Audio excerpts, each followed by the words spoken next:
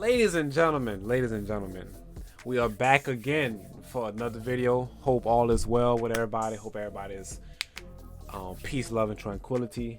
For those who don't know, yesterday or the day before, I put out a tweet saying and asking, what are the most annoying things that you as a person find to be annoying about fighting games in general? So this could be Street Fighter, this could be Tekken, Dragon Ball Z, any fighting game known to mankind. Like, what aggravates you, right? So I put this on Twitter, I put this on YouTube, I put this on all social media platforms, and I got a lot of responses that I was not expecting to get. So today's video, I want to showcase and go over all the responses that the community decided to give feedback on. So without further ado, let's go ahead and see what these answers are.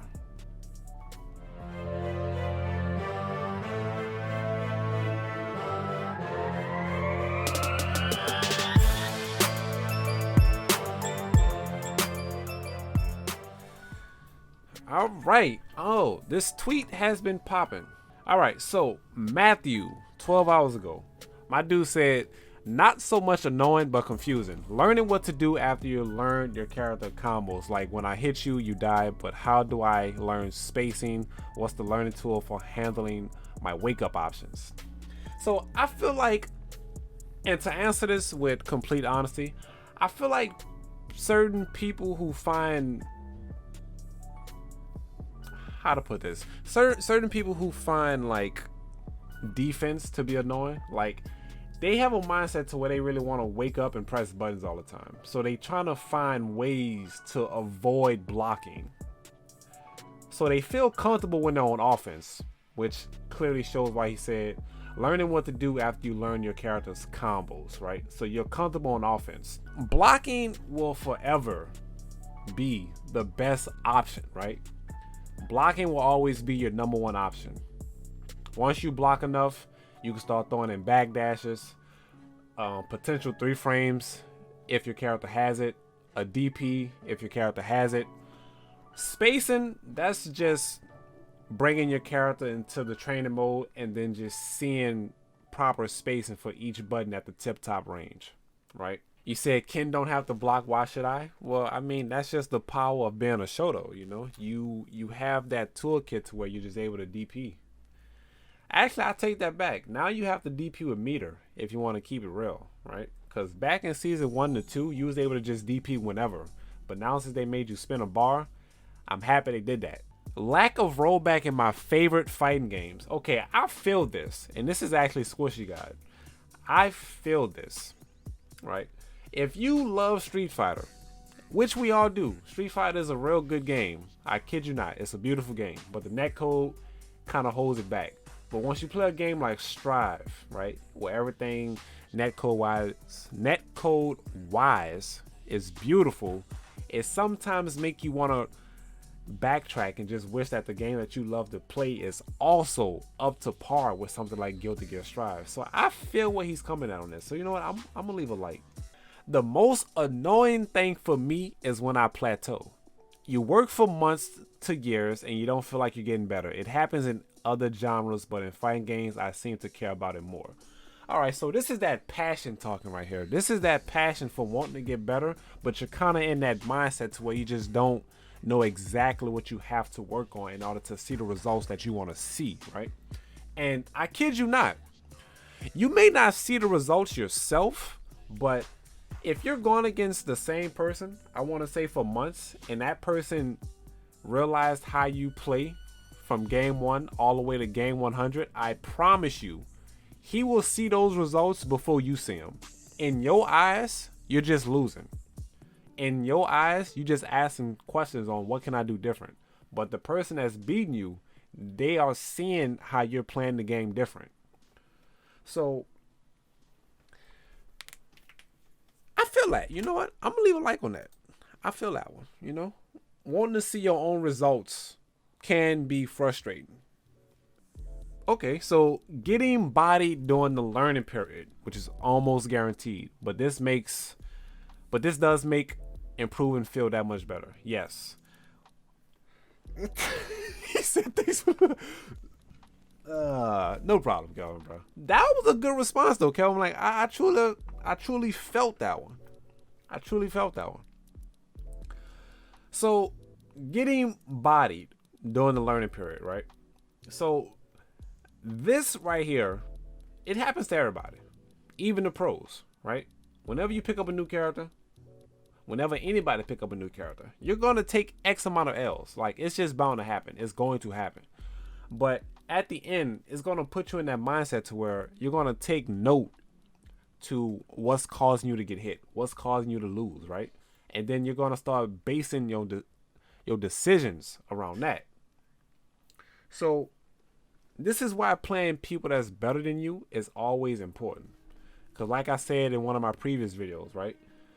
Whenever you play somebody that's not better than you, it's just boosting your confidence, right? It's just boosting your confidence to feel good about winning. But when you go against somebody that's gifted in the department where you may be lacking, right? It's going to put you in the mindset to where, oh, you know, I'm really not that dangerous how I thought I was, you know? So now it's kind of bringing you back to day one on what do you have to do to get better. So that was a good one too. I'm going to leave a like. People, you know what? I'm going to leave a comment and just say, what about people? You know what? Actually, what about people, my good friend? I'm here to listen. Yes. That's how we gonna do it. All right. That's how we gonna do it. The tech for the tech. So my dude said, people who legit stand there all round, wait for an attack, even when the clock is near zero. The next round, same thing. The next thing you know, they go all evil on you the second they get hit and left on a pixel. All right. So that's more of, I want to say, changing the flow of the game, right? He put you in the mindset to where he's gonna play patient, and then the moment he turned the switch on, you just wasn't prepared for it. So I wouldn't say it's going evil. It's just switching up the flow that he didn't condition you for. So you know what? I'm gonna respond to this one and say, I wouldn't say it's going evil. It's more along the lines of changing the flow of the game, which ... you wasn't ready for.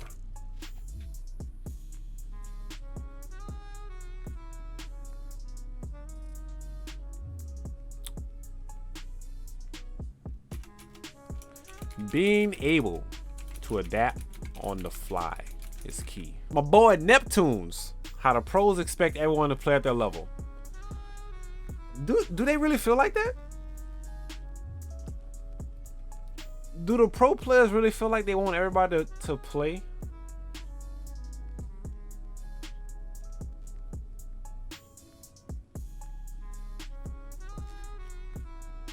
I feel like the pros understand that everybody starts off at a certain level before they level up. Yes? No? I agree. I don't feel like the pros... No. Really? I don't think the pros feel like that. Because how many pros are actually willing to help you? They see bronze and play cheap. But that's the thing though, it's like you have to like make them respect you, right? Because if you play a pro that's gonna play you as if you was high level, right? The next opponent that you play in your ranking is not gonna play nowhere near that. So it's kind of like playing you how all your other games go, right? There's a lot of high level players that won't run the rematch because you're a lower level player. Unless you have a pro in rage mode, then you gotta take all the Oki setups, but if not, they'll let you play. I feel like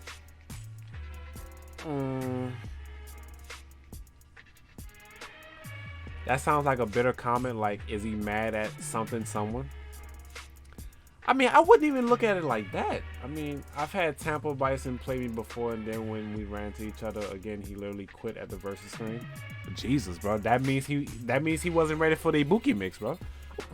You know what? I'm gonna respond to this comment and say I agree with this halfway. I don't believe every pro feels that way, because some pros are actually willing to help you level up. Nightmare does it too. He don't let people play, especially with Raw. No, I'll let you play, you know? I'll let you play, but then it's gonna come a time where, see me, I switch it up. I'm gonna let you play, and then once I see you have a comfortable setup, you know, you feel comfortable in your game plan, and then I'm going to hit you with a different flow and see how you react to it. I take people through different levels of play to see how they react to each one. I'm not gonna play you the same each time. Nightmare will only not help you if you play Laura. That is correct. Well, no, I help Laura players, but then you know what bugs me is when a Balrog asks me, how do we fight Laura? Like, that matchup is just overall bad for us. Like, there's no ins and outs to that. It's like, you just pray not to get knocked down. Like, I don't have an answer for that matchup, bro. The idea that you're not allowed to be learning. Some people expect you to know all frame data, all combos, especially as a streamer. Like, sorry, I just started fighting games. Sorry if I don't know what the F is a micro dash. So shout outs to Miss Claire for taking out time in her busy schedule to post that feedback. So I think this kind of relates back to how certain people feel like streamers have all the answers, right? Especially as a streamer, right? People expect you to know all the frame data and combos, right? So we have the answers, but we're not God, right? Like, we're pretty knowledgeable in the department, but we don't have the end all be all to the questions that y'all may ask that y'all feel will just completely change y'all win ratio around, right? Like, we as streamers, we answer all questions possible, right? But even so, you still have to put in the time to really figure out how to put this into your game plan. Look at Slick coming in with Ryu. Why does Ryu you know what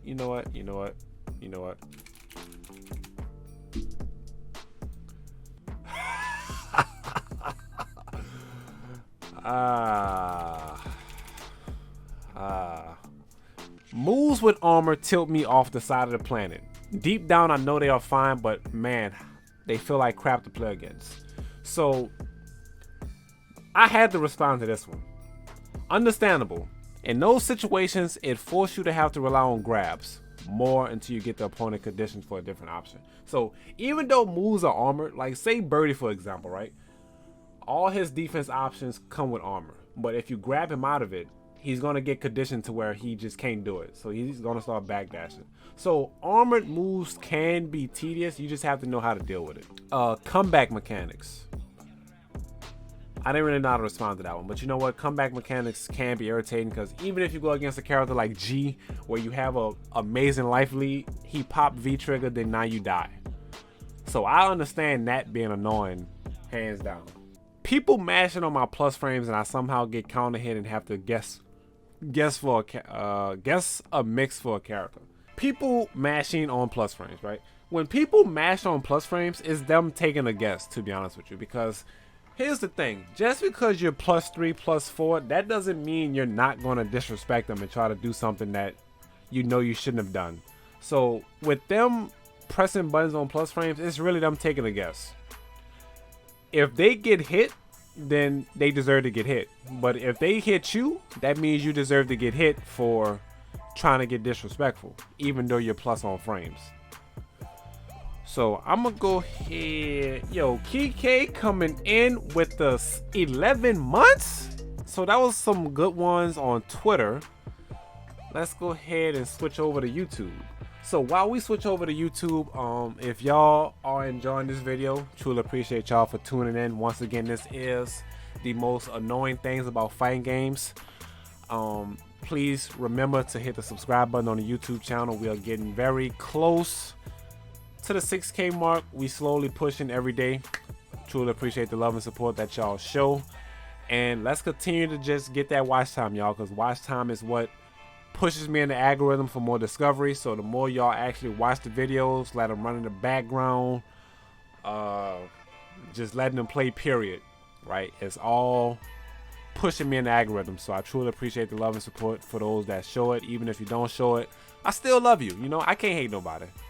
80% of my matches will be against the same 6 characters. It doesn't matter what fighting game we're talking about. It's always like this. So of course, right, when you have a tier list, when you have characters that's better than the other characters, you're gonna see a large ratio of this character versus a character that's low tier. It sucks to say this, but that's just fighting games, you know? Like, if you're somebody who wants to win, why do you want to play somebody that sucks, you know? Like, why not play the characters that's gonna give you an easier time versus working extra hard with a character that don't have all the tools that's needed to win, you know? Because some people want the money. Some people want to see that dub, you know? So I'm gonna leave a like and a thumbs up and say, welcome to the world of fighting game. That's my jam. I have to stop typing. That's my jam. That's my jam. That's my jam. Oh, that's my jam. Okay.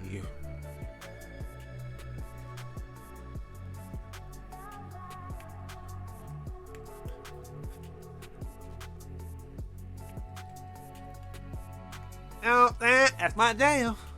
That's my jam. Unga Bunga characters. Laura, Soul, Liu Kang are characters with free safe pressure and abusive tactics. Low risk, high reward. You know what? I feel that. Alright, so the fact that there is one character that no one likes that gets buffed once, and after the buff becomes somewhat good and people start to complain about the character, which in turn causes the character to get nerfed to a state of not being able to be played by anyone. Yes, this is also true. A character will get uplifted, get buffed, and then that character will get down talked to where they hope the developers will nerf that character to the ground. That is also the world of fighting games. What gets under my skin the most is the scrub mentality that makes up a lot of the FGC. Too many feel as if I win, it's because I'm better than you. But if you win, I don't like the way you play, so I can still say you're a bad player. I can't stand that. You know what, bro? I feel him on this. You know, because I feel like a lot of people in the FGC, they do be coming with that bad sportsmanship, you know?